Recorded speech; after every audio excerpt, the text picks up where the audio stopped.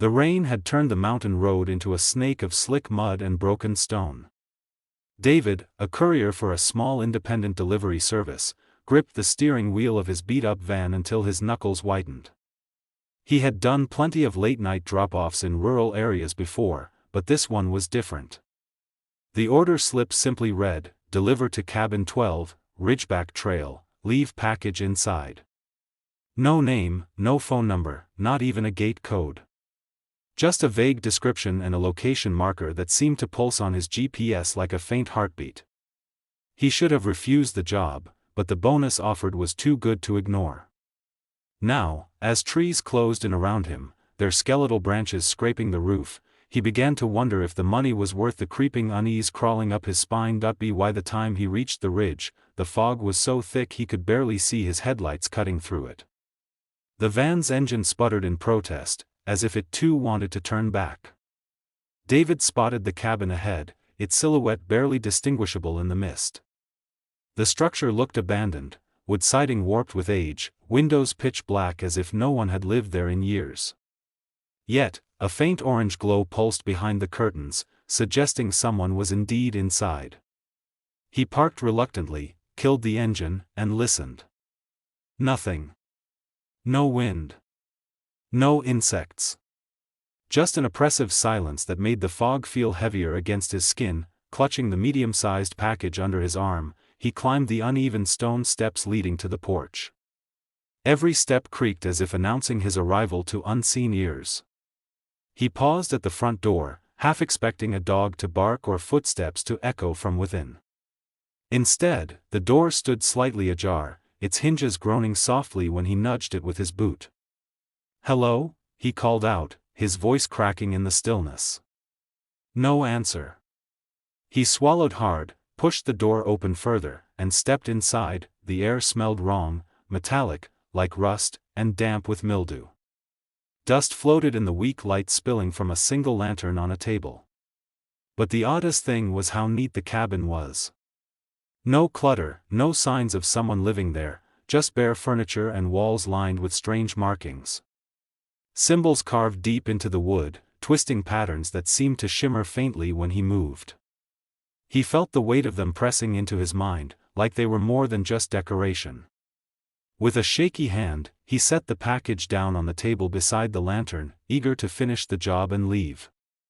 But as he turned toward the door, the wood groaned shut on its own, slamming closed so hard the lantern flame flickered. David's breath caught in his throat. He lunged toward the door and yanked at the handle, but it refused to budge. Behind him, something shifted in the shadows. A dragging sound, slow and deliberate, like bare feet sliding across the floorboards. He spun around, his pulse hammering in his ears, but the cabin looked the same, empty, silent, still. Only the symbols on the walls seemed to writhe now, faintly glowing as though alive. He realized with a sinking dread that the delivery slip hadn't asked him to drop the package outside. It had told him to bring it inside. And now, whatever was waiting in the dark corner of that cabin wasn't going to let him leave so easily. David's pounding on the door echoed through the cabin like a hollow drum, but no one came. The wood was so old it should have splintered, yet it held firm against his desperate blows. He finally stopped, chest heaving, his own ragged breath the only sound. That's when he heard it, a low, wet inhale coming from the corner of the room. He turned his head slowly, every muscle in his body locked tight, and saw the shadow there shift. Not like a trick of light. It moved deliberately, curling upward as though peeling itself away from the wall. His heart skipped a beat. This wasn't someone hiding. This was something else entirely. The lantern sputtered, and in the brief flare of light, David caught sight of a figure. It was hunched and angular, its limbs far too long for its body, skin a dull gray that looked like stretched parchment. Its head tilted in an unnatural twitch, studying him the way a predator sizes up prey. David's voice failed him. His instinct screamed to run, but the only exit was the locked door. He backed toward the table, knocking the package over. It toppled with a heavy thud against the floor, and that was when the creature reacted.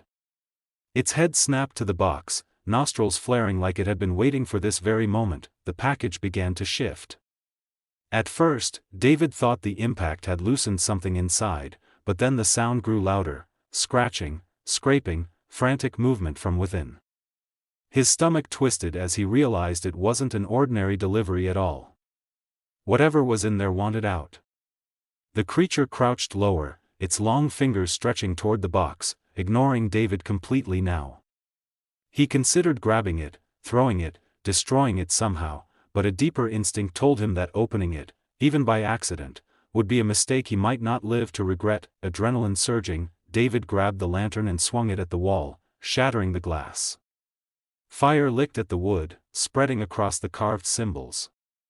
For a moment, the creature shrieked, its distorted body convulsing as though the flames themselves burned it.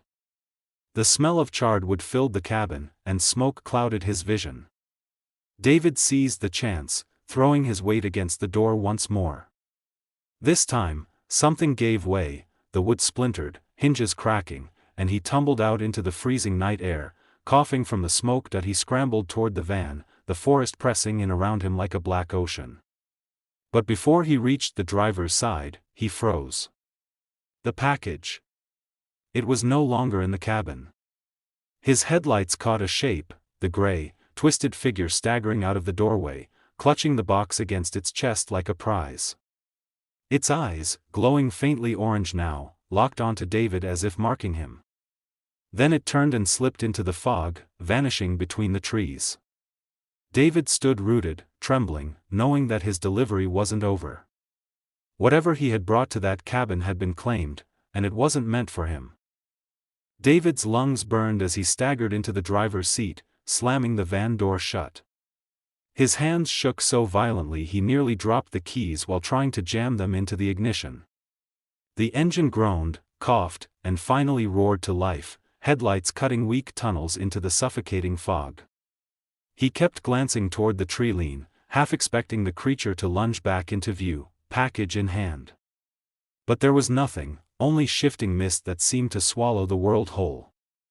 He pressed down hard on the gas, desperate to put miles between himself and that cursed cabin. The van bounced and swayed violently along the rocky trail. Branches scraped against the sides like claws, and David's headlights flickered with every jolt. His mind screamed at him to keep driving, to escape, but his gut gnawed at him with another fear, the package. He wasn't just fleeing something terrifying, he had delivered it. That creature had wanted it, and now it was gone, vanishing deeper into the forest. And somewhere in his bones, David knew this was more than just a delivery gone wrong. He had brought something here that wasn't meant to exist in the world outside. Then, the fog shifted. David slowed the van, his heart thudding as dark shapes began to emerge on the road ahead. Figures, tall, unmoving, lined up across the path like silent sentinels. At first he thought they were people, but as his headlights brightened, he saw they weren't alive at all. They were wooden effigies, dozens of them, carved with the same twisted symbols he had seen inside the cabin. Their faces were blank, yet somehow each seemed to watch him. Some held crude weapons, others had their arms raised in grotesque poses. The path forward was completely blocked. David slammed the brakes, the van screeching to a halt. His chest heaved as he weighed his options. Turning back meant going toward the cabin again. Pushing forward meant driving straight through those figures, and he couldn't shake the feeling that doing so would trigger something he didn't want to witness. As he sat frozen, he heard it again. The dragging sound. That same wet, deliberate shuffle from before, but louder now, coming from both sides of the road. His headlights wavered in the fog, and for a split second, he swore he saw glowing eyes staring back from between the trees. Panic took over. David slammed the accelerator, steering the van straight into the effigies. They shattered under the weight of the vehicle, splinters flying across the windshield. For a moment, he thought he had broken through, but then the van jerked violently, tires spinning in the mud. Something was holding it. He looked in the rearview mirror, and his blood ran cold. Several effigies were standing again in the road behind him, their heads slowly turning toward the van, their wooden limbs moving as though animated by something unseen.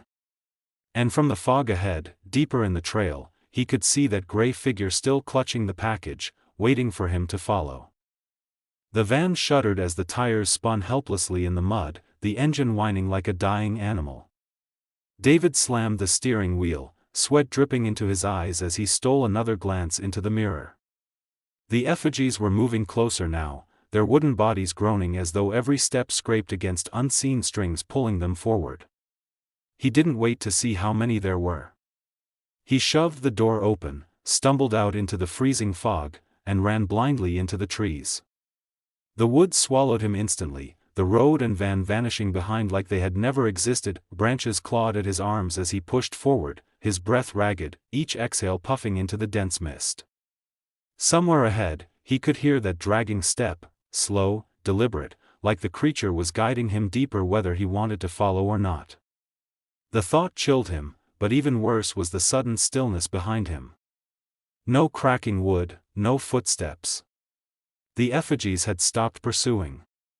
That realization made his stomach churn. If they weren't following anymore, it meant they didn't need to. They had driven him exactly where they wanted. The forest thinned, and David stumbled into a small clearing.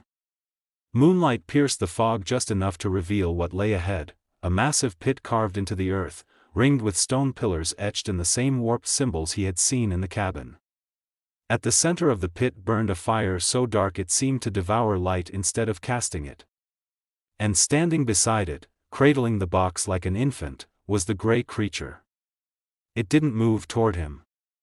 Instead, it simply tilted its head, those glowing eyes pinning him in place, as though waiting for him to approach. David's instinct screamed at him to run the other way, but something about the fire held him captive. It pulsed, deep and slow, like a heartbeat in the ground itself. He felt it under his boots, reverberating through his chest. For a moment, he thought he heard voices within it, whispers rising from the pit, layered and ancient. He staggered forward without meaning to, as if his body wasn't entirely under his own control anymore. The closer he came, the more the package seemed to twitch in the creature's arms, straining against whatever bindings held it shut. Then, the box split. Just a hairline crack, but enough for something inside to push against the cardboard walls. A claw, black, slick, glistening like oil, forced its way out before the creature quickly pressed it back inside with unnatural strength. David's knees nearly gave out. He wasn't delivering to a person, or even to the creature. He had delivered to this place, to this fire, to whatever writhed inside that box. And whether he wanted to be or not, he realized he was now part of whatever ritual was unfolding beneath the fog-drowned trees. David's breath came in shallow gasps as the crack in the package widened, cardboard fibers tearing with wet pops. The gray creature's long fingers dug into the sides of the box, holding it shut with surprising desperation, as though it wasn't protecting its prize but containing it. The whispers from the pit swelled, growing louder, each voice overlapping in a chorus that scraped across David's mind like broken glass. He staggered back a step, clutching his temples, but the sound wasn't entering his ears, it was bleeding straight into his thoughts. The fire in the pit throbbed like a living organ, its black flames rising higher, sucking in every stray beam of moonlight. David realized with growing horror that the fire wasn't fueled by wood or stone. It was burning on its own, fed by the very air around it. Shapes twisted inside the flames, not smoke, not sparks, but faces. Hundreds of them, screaming silently, their mouths stretching wider and wider as though reaching for air that would never come. The creature holding the package tilted its head back, keening in a shrill cry, and for the first time, David wondered if the thing was a servant or a prisoner. The box shuddered violently in its grip. The claw that had pierced through wasn't retreating anymore. Another forced its way out, longer, sharper, slick with black ichor that hissed when it hit the ground. The cardboard tore further, and something inside shifted, pushing, pressing, writhing against the fragile barrier. The whispers surged into full-blown screams now, their fury shaking the clearing. The stone pillars rattled as if in agreement. David dropped to his knees, his chest constricting under the sheer weight of the sound, and then the creature looked directly at him. Not past him. Not through him. At him. Its glowing eyes flared brighter as it thrust the package outward, like it was offering it to him. David shook his head violently, stumbling backward in protest, but his body refused to obey the panic in his mind. His legs dragged forward of their own accord, step by step, closing the gap between himself and the thing in the pit. He screamed inside, but his voice barely escaped his throat. The package strained and pulsed like a beating heart in the creature's hands, its jagged claws tearing through from within. At the edge of the pit, David reached out, not because he wanted to, but because the whispers demanded it. His fingers brushed the wet, trembling cardboard just as the final seam burst apart. A blinding light, neither white nor dark but something in between, erupted from the box, searing across the clearing. The black fire roared in response, the pillars shook violently, and David felt the earth beneath his feet split open. The last thing he saw before the world swallowed him was the creature's face, and for a fleeting instant, it looked almost relieved. When the light hit him, David expected pain. He expected fire to rip his body apart, to feel his skin blister or his bones shatter under whatever force had been sealed in the box. But instead, there was silence. The pit, the fire, even the screaming whispers, all gone in an instant. He opened his eyes, and the clearing was gone.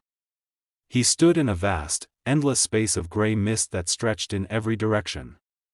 The ground beneath him wasn't earth, but a shifting, pulsating surface that gave slightly under his weight, like walking on the skin of something alive. His first instinct was to run, but the world itself seemed to tilt no matter which direction he moved. Distances bent strangely, every step forward brought him back to where he had started. He wasn't alone here.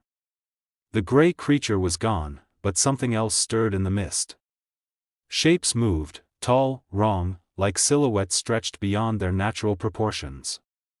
They shifted slowly, as though wading through water, their faceless heads turning in unison toward him. The air thickened with a low hum that pressed against his chest, vibrating through his ribs like a warning. David clutched at his temples, trying to shut the sound out, when the mist parted ahead. The package floated in the air, now little more than shreds of damp cardboard clinging to something larger. It was no longer confined, no longer struggling. It wanted to be seen. From within the scraps of the ruined box, a form unfolded, not monstrous in the traditional sense, but something far worse. It looked almost human at first, a twisted parody of flesh, its body glistening black like it had been sculpted from tar. But where its face should have been, there was only a hollow void, deep and endless, pulling David's gaze toward it like gravity. The thing spoke without sound. Its words weren't carried on air but slammed directly into his skull. "You delivered me." David dropped to his knees, bile rising in his throat as the truth carved itself into his mind. The gray creature hadn't been protecting the box. It had been preventing this from escaping. And David, by completing his delivery, had undone all of it. The faceless thing drifted closer, towering above him, and though it had no eyes, David knew it was staring into him, searching, measuring. As it loomed, the hum rose to a deafening roar. The faceless void extended a dripping, claw-like hand, resting it on David's chest. His body convulsed as visions tore through him, burning cities, oceans churning black, skies filled with that same gray mist stretching endlessly. And then the vision twisted further inward, showing his own life, his apartment, his job, his family, all swallowed by the same darkness, consumed because he had carried this thing into the world. The faceless void leaned closer, and though it had no mouth, David felt its voice slither through his bones. "Now, you will carry me again." David gasped awake with a violent jolt, his hands clutching the steering wheel of his delivery van. The engine hummed quietly, headlights casting a pale glow down the foggy mountain road. For a fleeting moment, he thought it had all been a nightmare, the cabin, the creature, the pit, the box. He was just driving, package safe in the back, another long, late-night run. Relief flooded him in a wave so strong he nearly laughed out loud. But then, he looked into the rearview mirror. The package was there. It sat neatly on the passenger seat beside him, pristine as if it had never been opened. Its cardboard edges were sharp and clean, the tape sealing it perfectly intact. He reached out with trembling fingers and pressed against it. Warm. Too warm. His skin prickled, and an echo of that voice shuddered through his mind, "You will carry me again." His stomach twisted. He wasn't dreaming. He had been returned, forced back into his own world with the same cursed burden, bound to repeat his delivery until it reached whatever end the faceless thing desired. Panic clawed at him. He swerved the van to the side of the road, slammed on the brakes, and flung the package onto the gravel. It landed with a dull thud in the mist. He stumbled out after it, chest heaving. For a moment, the night was silent again, no whispers, no dragging sounds, no effigies. Just the soft chirp of distant crickets. He almost convinced himself it was over, until the package twitched. Then it slid across the ground, dragging itself back toward the van like a loyal pet returning to its master. David screamed and kicked it, sending it tumbling into the ditch. But when he staggered back to the driver's seat, there it was again, sitting neatly on the passenger side, not a single scratch or tear on its surface.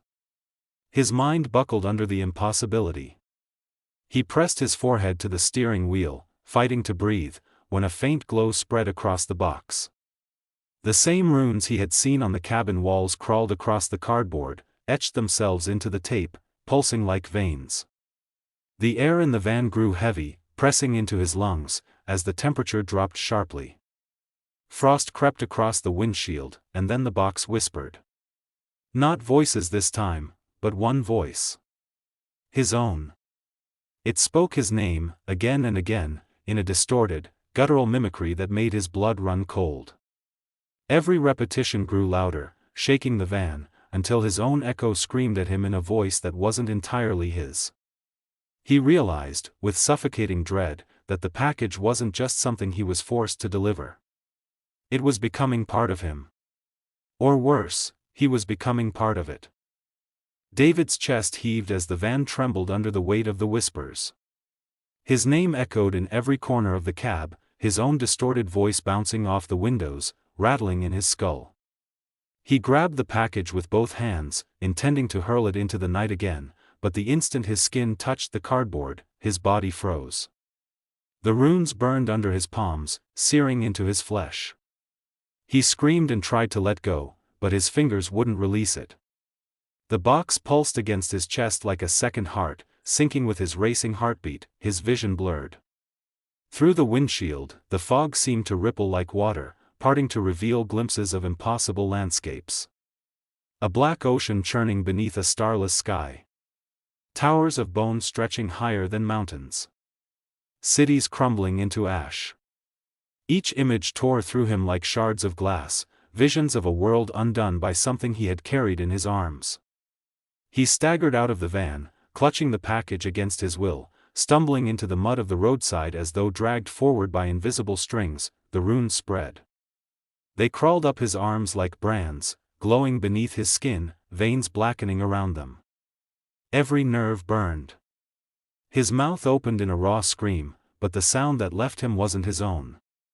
It was the guttural, inhuman voice of the faceless thing, vibrating the trees, echoing back through the fog. Birds scattered from the branches in panicked flight, yet the forest itself seemed to lean closer, as though listening. David dropped to his knees, clawing at his own skin, but the marks only spread faster. The package's edges began to fray, not tearing outward this time, but inward, folding into his chest. He watched in horror as the cardboard melded with his body, disappearing into him, leaving only the glow of the runes imprinted across his ribcage. His lungs seized as though the air had been stolen, and his vision dimmed until all that remained was the gray void again. But this time, he wasn't standing before the faceless thing. This time, he felt it inside him, stretching, coiling, claiming his body as its new container, and then the whispers stopped. Silence. Cold, absolute silence. David knelt in the dirt road, chest heaving, eyes wide and unfocused. The runes across his skin dulled to faint scars, the glow receding. To anyone passing by, he might have looked like a man clutching his chest in exhaustion. But within, behind his glassy stare, another presence stirred. The package was gone. David was now the vessel. The delivery wasn't finished, it had only just begun. David drove. He didn't remember starting the van, didn't remember pulling back onto the foggy road, but the headlights carved through the mist as steadily as if he had done this drive 1,000 times. His hands gripped the wheel, but they weren't entirely his anymore. Each finger twitched as though pulled by invisible strings, and when he caught his reflection in the rearview mirror, his eyes glowed faintly with the same orange light as the runes burned into his chest.